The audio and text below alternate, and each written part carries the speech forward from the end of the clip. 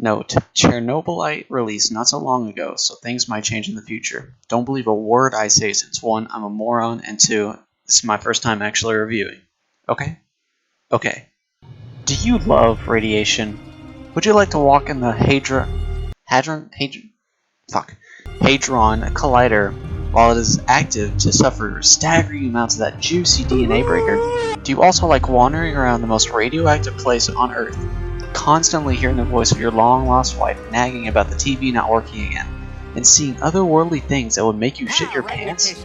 Well, stop. Chernobylite is for you. Chernobylite is a science fiction, post-apocalyptic, hyper-realistic survival horror RPG set in, you guessed it, Pripyat, Chernobyl. Well, 30 years after the mishap, where your main goal is to find your long-lost wife who mysteriously disappeared 30 years prior. If your wife disappeared while she was in Pripyat 30 years ago, I would think she kicked the bucket rather than going through this huge love quest. But if you're Igor, the protagonist of this great love quest, Chernobylite, seeing unimaginable entities, portals opening, seeing and hearing your wife everywhere, I go finding out what the hell is going on. But as a player, I just know this guy has to be a severe schizophrenic sucking up all that radiation to mess with his brain. The man walks around mostly without a gas mask, but the guy must be a immovable object if he goes through a radioactive fart cloud and suffers nothing but a slow debuff. Anyways, enough with the rant. Here's the pros of this game. 1. A good story. It can get stale at sometimes, but most of it is amazing, with hilarious people like the Rat King or the Catcher. I already forgot who he is. 2. Amazing maps, like the devs literally 3D modeled the actual map of Pripyat. It has to be good if they base shit off of real life. Plus, the atmosphere is great. It does kind of put Fallout to shame in my opinion. Rad storms in Chernobylite actually look like storms rather than Fallout's LED green sky. 3. The team management system. Companions actually doing something useful instead of you doing all the hard work really makes you feel like they are a part of the team, instead of having the Sigma male grind set, ignoring the pesky AI, asking for more than half a ration to continue the centillionaire ration grind. Now to the cons, and this is where it gets a bit biased, so again, don't believe every word that I say, since I am a moron. 1.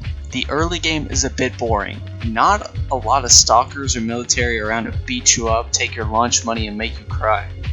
Whenever I think of science fiction, post-apocalyptic, hyper-realistic survival horror RPG, I think of curling up in a ball in a corner, wrapping my head around how many tags this game has.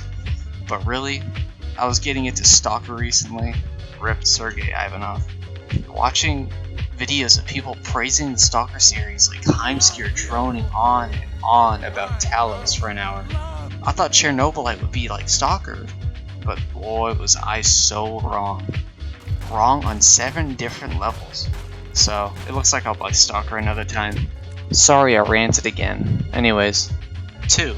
The base building kinda sucks. There's not really a lot of options to choose from in terms of decoration, and every decoration and workshop has its own supply or demand. Like a TV that doesn't even turn on requires 100 electricity, 100, but gives off 160 comfort. And then you have a horrifying doll that gives off 20 comfort, but sacrifices my own comfort and safety for fear and dread that I could be haunted by that stupid thing. Keep in mind, fucking supernatural beings are manipulating the zone, and I wouldn't be surprised if an entity is watching my every move with those cold, dead eyes that thing possesses. Plus, there are traps that can be placed in the zone that uses that base building mechanic, but it's basically useless. Because if you are nearby an enemy and you want to place fireworks to distract them, you can't really, because it says your life is in danger. Well, I'm behind something and the enemy can't even see me. That's stupid. But they'll fix that. They'll fix that probably. 3. There's not a lot of weapons to choose from. Only a small revolver, a shotgun, and an AK-47 to choose from that I know of, since I am still playing this game. But they could revamp that in the future. It's not really much to rant about. 4. Gameplay in general. Most of the time, I'm busy scavenging throughout the zone, looking to find things from mushrooms to get high off of, to pieces of metal I could find literally everywhere. But for some reason, Igor only wants a specific set of metal. But on the rare chance that I actually find some trouble, it would only last for 20 seconds after I sneak behind the first guy. The second guy notices immediately and waits to shoot after I knock the first guy out. Yes, that happens. Pop the second guy's head off with my squirt revolver, killing him instantly. Then the third guy comes out of the bathroom mildly confused after I shoot him 2 times, getting him as well. After that, it's back to the resource grind. As a hardcore gamer, I really expect a challenge when it comes to a game like this, where barely finding any rations to feed your unhealthy companions sound like the breakfast part of the daily feast of Chernobylite.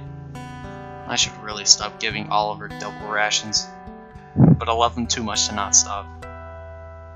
But as I said, this game may change in the future, so my words are probably irrelevant by the time this video releases.